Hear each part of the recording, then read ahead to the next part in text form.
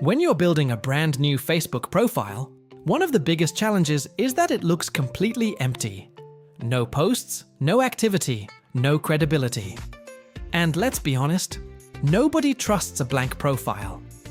In this video, I'm going to show you how to quickly fix that using this software. First, go to Facebook and find any profile in your niche. Copy that profile link and convert it into a UID. If you're building your personal brand, you can simply use your own account's UID. Next, open the software and go to Account function, then paste the UID into the system. Here, you'll have multiple options. Scan and extract posts from the original profile, or use the Post Now feature to instantly publish content filter posts by conditions like only posts with images, hashtags, or keep the original timeline.